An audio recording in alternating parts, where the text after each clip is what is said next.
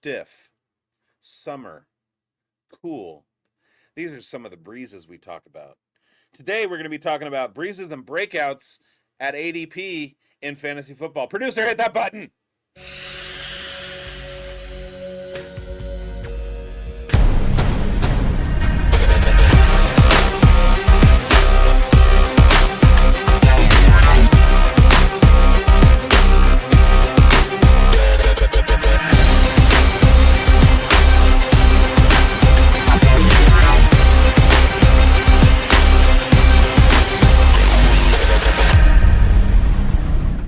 Sun's out, guns out. Welcome to another edition of the Fantasy Forecast with Grindberg and bigz. He is Grindberg, I am bigz. Schultzy is here, as always, ready to fight.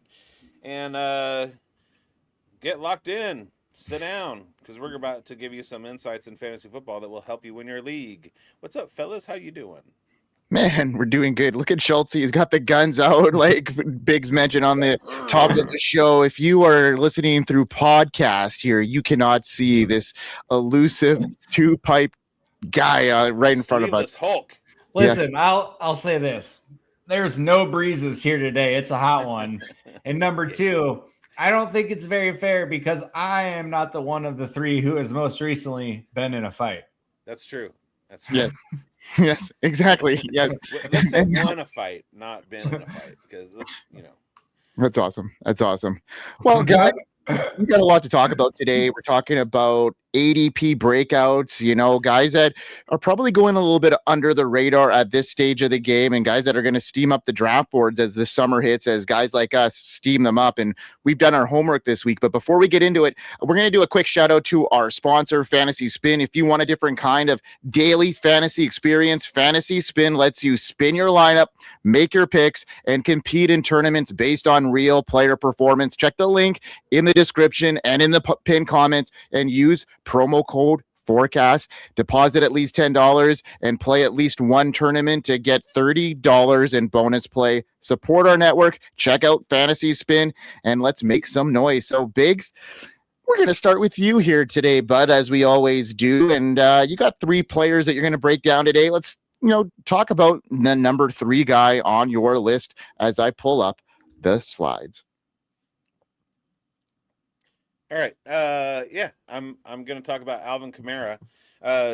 So currently, Kamara is going at ADP in redraft at 179. So this is right ahead of Katron Allen, a rookie with 0 record, Isaac Tesla, who's a backup wide receiver, AJ Barner, Brendan Ayuk. We don't know what's happening with him. And Kamara is going behind Ryan Flournoy, Geno Smith, Trey Harris, Emmanuel Wilson. We always talk about, or we talk often about, don't ask yourself what happens if he gets hurt. Ask yourself what happens if he doesn't. And we know that Alvin Kamara is, going to be playing his 31-year-old season. That's pretty ancient for a running back. But the man is a beast in the passing game.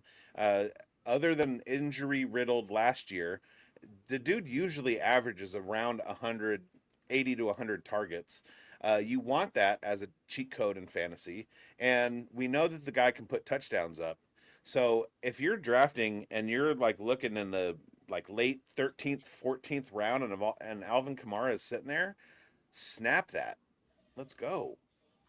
Yeah, I mean, it's an interesting take because Travis Etienne's there now. We're not sure where, he stands in the pecking order. Obviously, he's got that veteran presence. And, bigz could be onto something here, especially if Alvin Kamara, gets moved on, from the Saints. And there's his name has been, swirling in trade rumors as of late. So you never know what could happen. And even on this team, he's an elite pass catcher. And, he's not too far removed from a top 10 finish here, bigz. So yeah, a guy that is certainly willing to take a stab on here and redraft, especially him going so late, and an injury to Etienne or anything like that, him moving on. And this is Alvin Kamara show here once again here, folks. So yeah, I don't mind this take. What's the 14th round? Exactly. And the upside here. So I'm onto this, bigz. I like this call a lot. All right.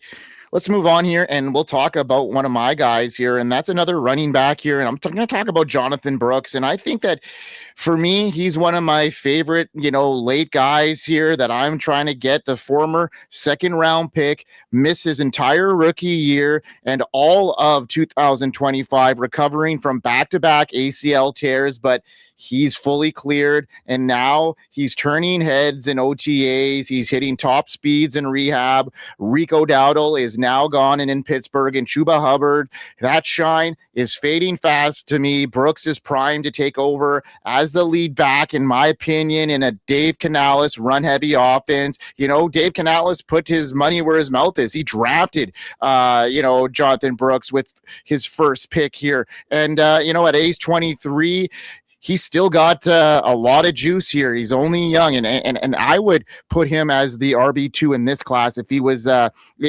drafted in 2026. That elite college production, over 1,100 rushing yards, proven receiving skills. This is that post-height sleeper that carries legitimate league winner upside at a massive discount. He's limited to just 9 carries and 22 yards in 2024, and he didn't even play a snap last year, but college dominator, I mentioned. And I'm projecting him to split carries here with Jonathan Brooks and, maybe steam up near the second half of the year and become one of those league winners. And at ADP 46 in running backs, I easily see him breaking that, even if he does split throughout the whole season. But if he ever gets a sniff of the full backfield here, guys, I'm willing to think that Jonathan Brooks is going to be a smash at his ADP if all wheels up here, guys. So, Schultzy, what do you think, man?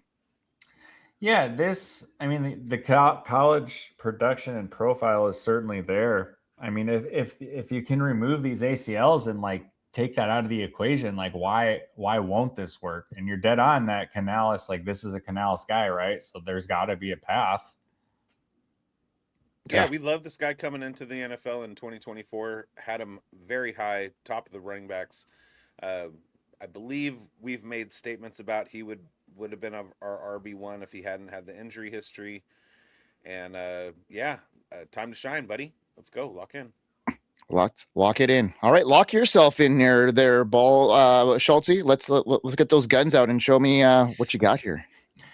Okay, let's talk some Kenneth Gainwell, because this is a dude who is under his rookie contract in Philly was, I guess, disappointing, but it's just a lot of lack of usage was his deal here. There was always talent, a lot of pass catching upside coming out of college here. A lot of stuff to like out of Gainwell's game. It's just never really materialized with the Eagles. And when he went to Pittsburgh last year, we saw it happen, man, in the pass game, like I said. And what was this? I think 73, he caught 73 balls last year. Absolutely exploded, ended up as running back 16. So fantastic season here. So I don't expect 85 targets to come his way in the Buccaneers offense. That seems a little crazy for most running backs. But I think there is some pause for Bucky, right? There's reasons to have concern. Some of the durability stuff, a lot of lack of efficiency last year. Who's to say the reason for that? Was it is it adapting, the NFL maybe catching up to Bucky a little bit? Is it Liam Cohen losing him? Is it a scheme thing? I don't know. But there was some efficiency dips from Bucky last year. So Kenneth Gainwell comes in. Rachaad White is vacating 40 catches right off the bat. So I think you can slot Gainwell in for that and even a little more. I think the Buccaneers would like to not use Bucky as much as maybe they had planned to going into last season. And that shines Gainwell right again. Now, running back 16 might be a little bit strong again. I don't know if we're going to get to there, but I think at running back 35, this is a huge discount. Schultzy? Yeah. I had Gainwell for 4 years in my Dynasty Home League, just waiting and yelling at the Eagles to use him more, and they never did. And then finally he goes to Pittsburgh. They use him more, and he has an absolute breakout. I love Gainwell. Yeah, I love this call there, Schultzy. He's a guy I have in a lot of leagues, and he's on my radar, especially here in redraft. I mean, I see him splitting, 50-50 with Bucky. I mean, Bucky is nursing that shoulder, and I would not be surprised one bit if Kenneth Gainwell scores Bucky Irving in fantasy football this year, even without a Bucky injury. That's how much I really like this Kenneth Gainwell situation there in Tampa, and he can run as well, but he brings elite pass catching chops there to that offense, and I think that Baker Mayfield's going to really enjoy having that as an outlet here to keep some drives going here. So great call there, Schultzy. And real quick, this stream is brought to you by our primary sponsor, Sellout Crowds. It's a social first sports platform built for fans who want more, football and less nonsense. If you want to keep up with us beyond the stream, join our Fantasy Football Advice Network crowd at selloutcrowds.com. Check it out. Now, Biggs, let's get into your ADP breakout number 2. Let's go. So everybody who hopes for a George Kittle rebound, coming off an Achilles tear, says that he'll make it for the season, but it's an Achilles tear and the man is in his 30s. We don't know what's going to happen. So his backup is Jake Tonges, California Golden Bears legend, and he's currently going as tight end 32, ADP of 213. So that's undrafted. He's going undrafted. So the last round of your draft, go ahead and grab the tight end who will be playing if Kittle's not, in an offense that is designed around the tight end position. Nothing but blue skies for Jake Tonges. A cool breeze. Cool breeze for Jake Tonges. I love it. Yeah, I mean, rumors are swirling here, and people are saying that George Kittle could be ready week 1.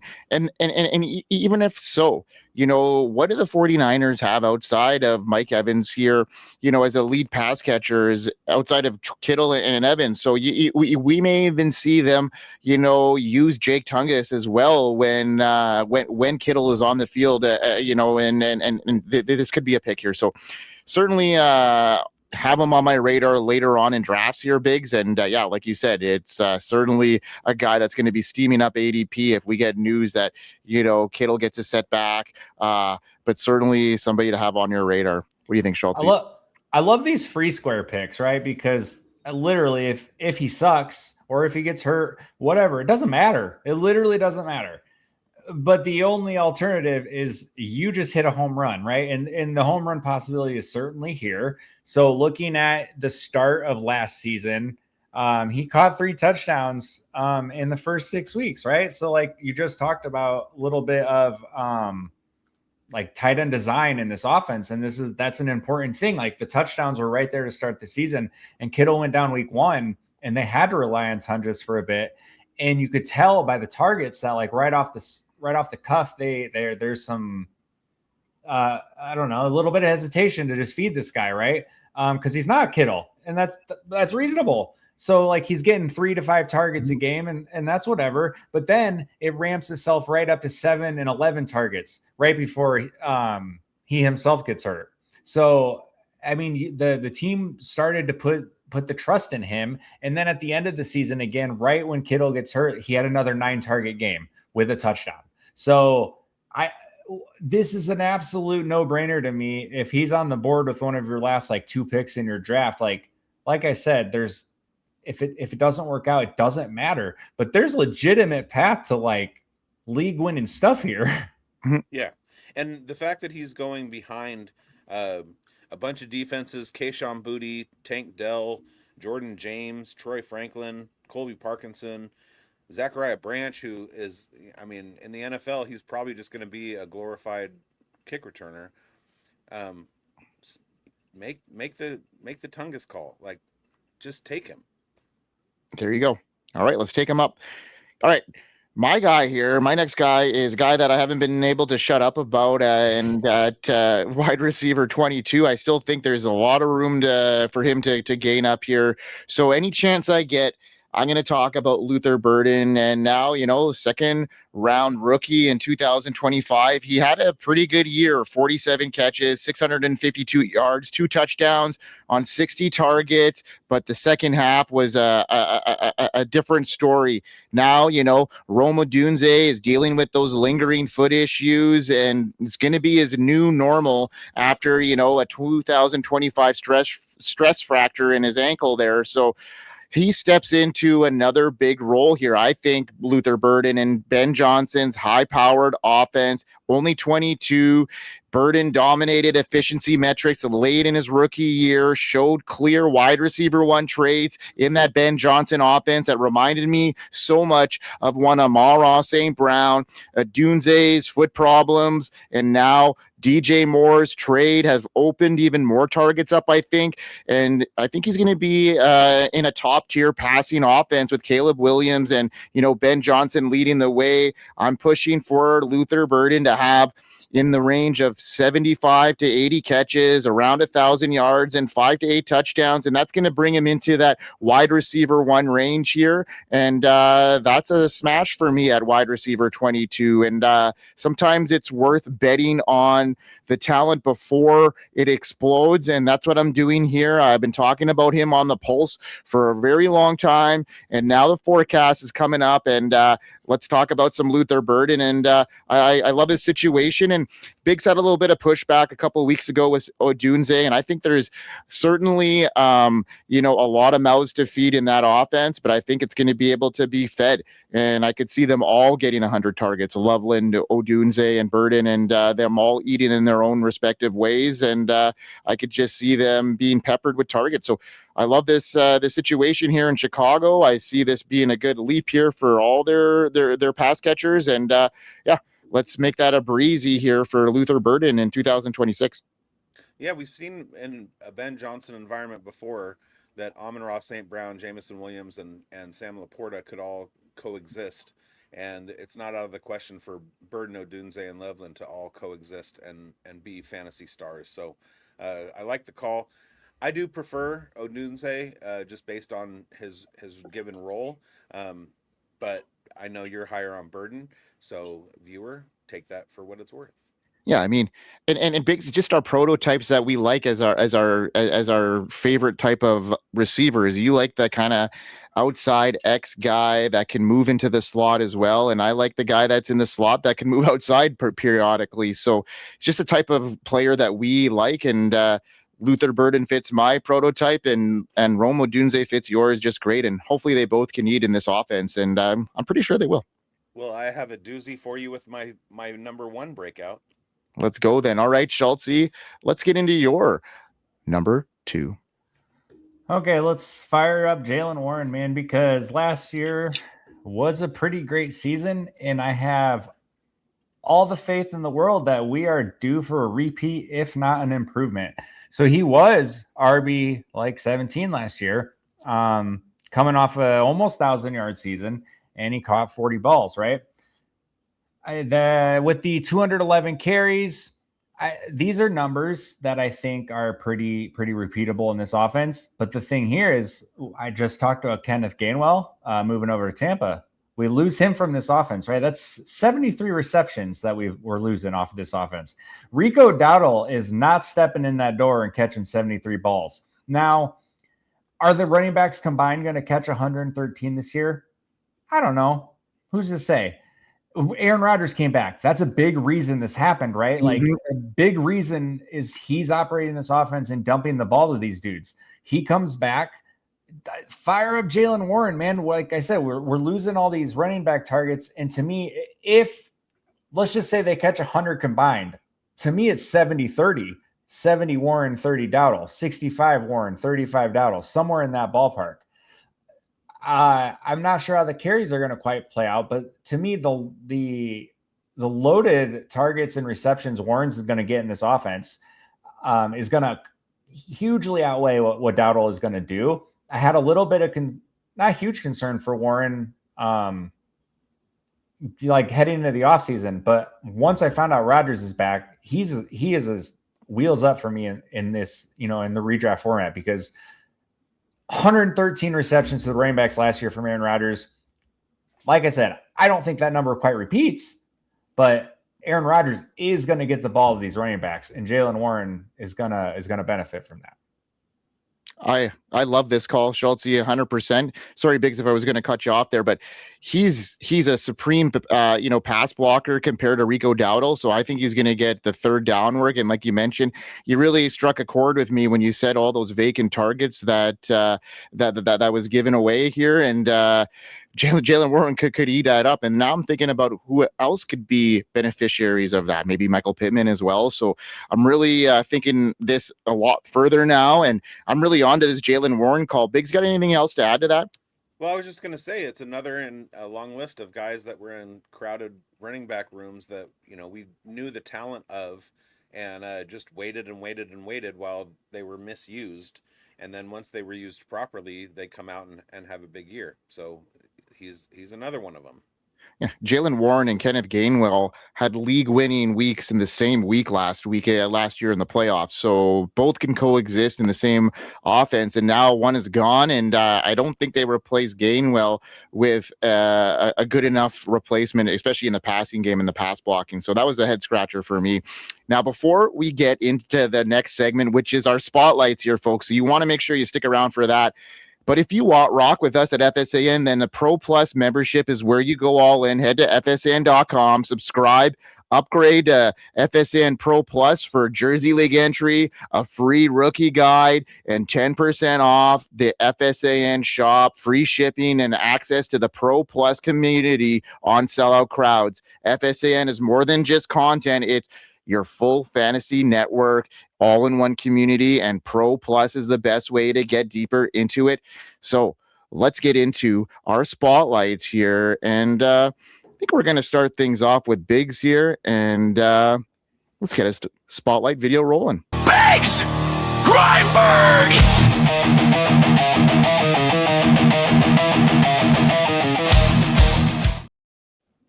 Shout out Jamie Pirog.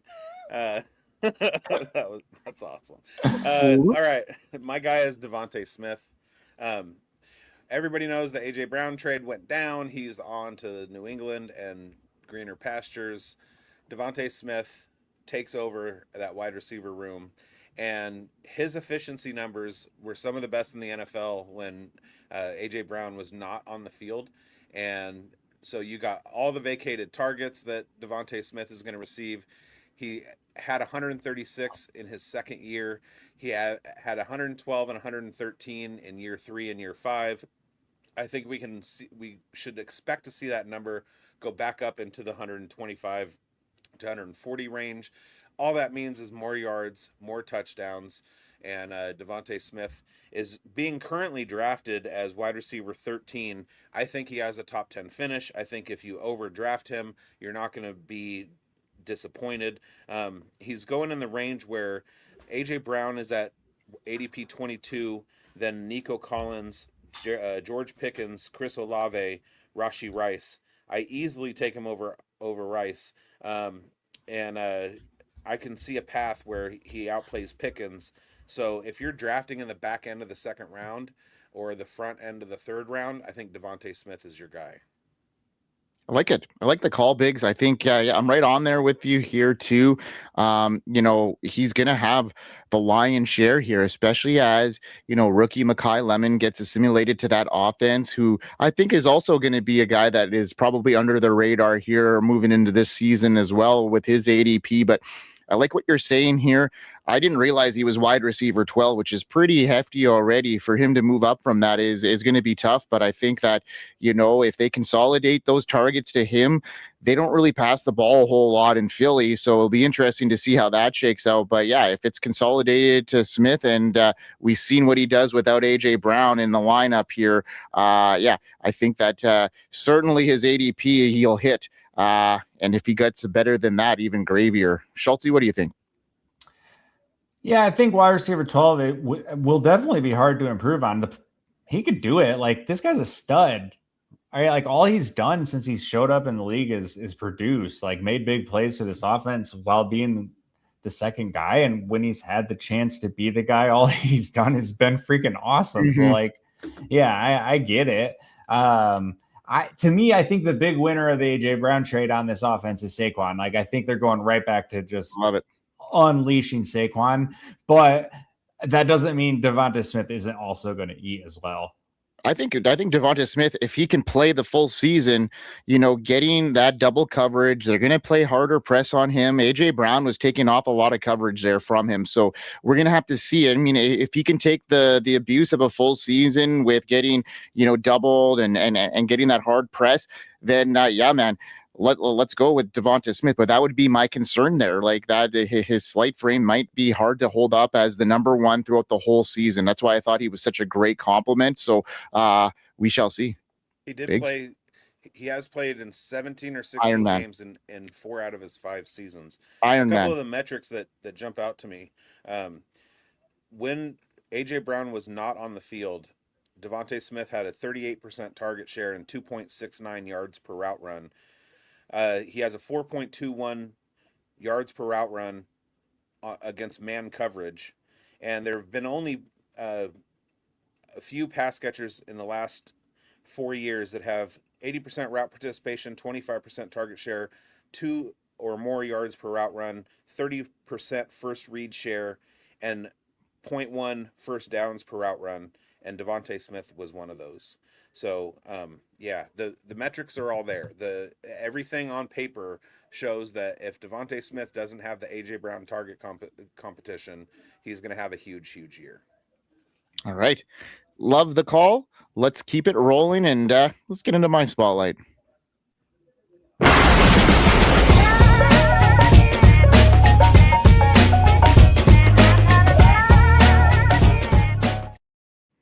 All right, folks. Been talking about him a little bit here and there in pockets this offseason, and guy just signed the big contract, and ADP wide receiver 28. I think this is actually criminal. Easily one of the biggest breezes of this entire board. I think that he is my number one breakout spotlight of this year after signing that massive new 4-year deal, $110 million extension with $31 million signing bonus. Watson is fully locked in as the Packers' now undisputed alpha wide receiver. In just 10 games during 2025, coming off that ACL tear, he posted 35 catches, 611 yards, and 6 touchdowns while ranking top 10 in yards per route run and explosive plays. Now Romeo Doubs, Dontavian Wicks, all gone. Watson is set for a major target explosion alongside Jordan Love at 27, entering his prime with elite speed, athleticism. This is the year he delivers consistent wide receiver 1 numbers. He was wide receiver 1 in fantasy points per game after returning last year in week 8, on pace for over 1,000 yards, double-digit touchdowns over a healthy season.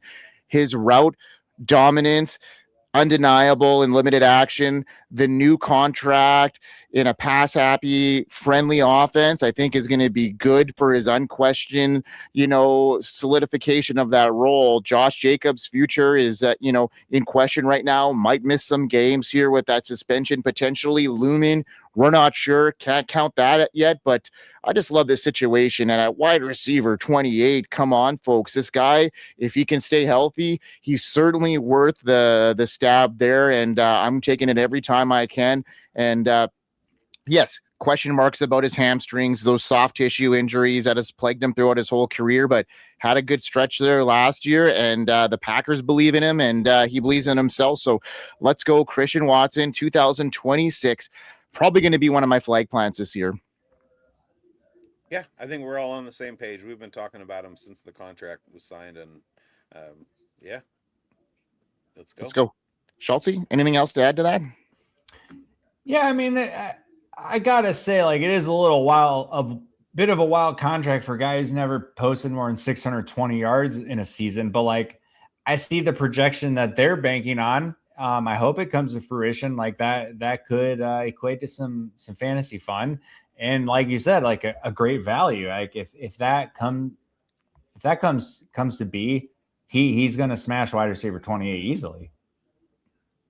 All right, Schultzy, it's your time, and we're going to roll your spotlight right now.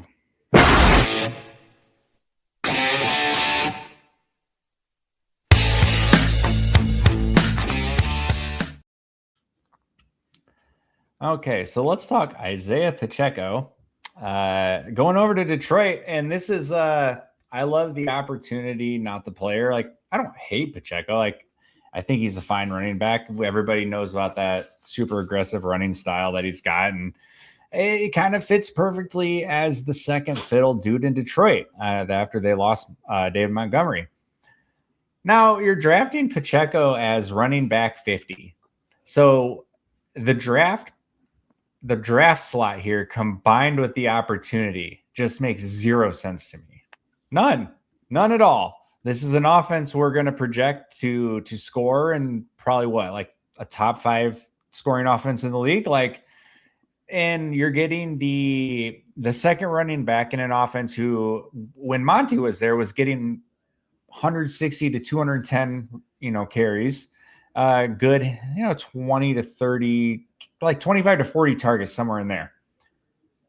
Now, if you take those exact numbers and look at Pacheco's career, that's pretty dang similar to the volume we saw in a top offense in Kansas City, right? Now, what did that produce? Running back 37 and running back 15. There's no way he's going to the Lions and being running back 15 again. Don't even think that's what I'm trying to say here. But there is an absolutely reasonable path. This guy is a back-end RB2, high RB3, middle RB3. It doesn't matter. If he is any of that, you are way in the green here, right? At RB50, you're drafting an RB5. And I think the path for him to be an RB3 at worst is sitting in our laps. Now, this Lions offense they're going to give Gibbs the ball more. They have to. I don't think that we saw the proof in the pudding last year with the dip in Monty's carries. Like the proof's in the pudding with how they want to use Gibbs. I could see that rising even a little further because Gibbs is just that dang good. That still leaves a ton of work for Pacheco. That's all I'm saying, man. An offense is going to score points. There's got to be some goal line work here. So in his past, when he's scoring 5 to 7 touchdowns in Kansas City, like that's right there for him. I just don't understand why we're taking this guy at running back 50. I don't think this guy's going to be a league winner, but when you're drafting this late and you can go plus 15 to 20 spots in draft capital, I'm going to take that every dang time. Like, I just don't, this one just makes zero sense to me. Yeah. I mean, I have him right where I was drafting David Montgomery in the last couple of years. Like rolls are rolls, and we know what Jahmyr Gibbs can do. And we know that he has to be the foundation of that offense. But we also saw what David Montgomery did in the same offense as Jahmyr Gibbs. Isaiah Pacheco fits that role perfectly, and just hand him the ball, run him between the tackles, let him use his fierce running style. He's a downhill runner. Use him the same way, and he's a spell back for Gibbs, and we know that he's good. So yeah. And we know he's going to probably gobble a couple of red zone touches here and there like Montgomery did, and we're not saying that he's going in and replacing David Montgomery here by any stretch of the imagination, because Gibbs is going to get ramped up. But, Gibbs isn't the biggest running back either. And, like an injury could happen to him, and that would catapult Isaiah Pacheco into a lead role there and increase Schultzy's point here. So, yeah, give, Gibbs a game or two on the bench to recover from an injury. And, Isaiah Pacheco outdoes his ADP right there just based off those 2 games. So, I mean, RB 50, 50, like one game. I think we should start ranking like handcuffs. Yeah, he should have like he's handcuff 1. Yeah, exactly. I mean, and that's the thing here. You're looking at this as a supreme handcuff that no one's talking about, and a guy that is going to get, some work. That he's going to get some work. They run so many plays. like there's no way running back 50. Like if you're talking running back 30, then I might be like, okay, that might be something I'm going to consider. I'm even considering it then, knowing how prolific that offense scores at that rate, and it's worth certainly worth that. And I'm willing to reach above a consensus 10, 15 spots on that at this stage because of the opportunity in that high flying offense, right? That's got to be the floor, right? Harvey. Right. Yeah. Thank you. I'm taking Like- I'm taking him way over that. Exactly. Like RB 35 floor. Yeah, that's what I'm saying. Yeah, with the opportunity there, and I mean, and we're just taking this off of the Fantasy Pros expert consensus rankings right now. So, Pacheco ranking at RB 50 is a tough one to swallow, in my opinion, because look at Jonathan Brooks, our RB 44 as well. So like we outlined a couple big time, guys that could certainly rise up, and someone like Rashad White we didn't even talk about yet either, and I think he's got an opportunity as well to really increase that running back 38. So yeah, a lot of opportunity in the running back room here, guys, and yeah, good stuff. Biggs, anything else to add to that? No, I don't. No. Nothing. No, I Nothing don't. at all. Wiener schnitzel. The schnitzels. Yes, the wieners. Love it. All right. Well, great show, guys. We recapped, a lot of ADPs that are maybe a little bit misshaped. So maybe next week we'll talk about the opposite direction, where guys that are ADP misses that are really out of whack. Let's bring There's this a guy home. that on the South African soccer team, his last name is spelled Sithole. So you know what I thought when I first saw it. You svit a lot. You svit a lot. Sit hole. Love it. All right, guys. Go to fantasysportsadvice.com. Check out our website and go see us at the other place called Sellout Crowds. Play Fantasy Spin. It's fun. And subscribe, hit the bell, all that stuff. If you're a long-time watcher, welcome back. If you're brand new here, thank you for watching. And we hope you win. Hope you win, folks. And we will see you next week. Shout out Jamie Pirog. Shout out, Jamie. Peace.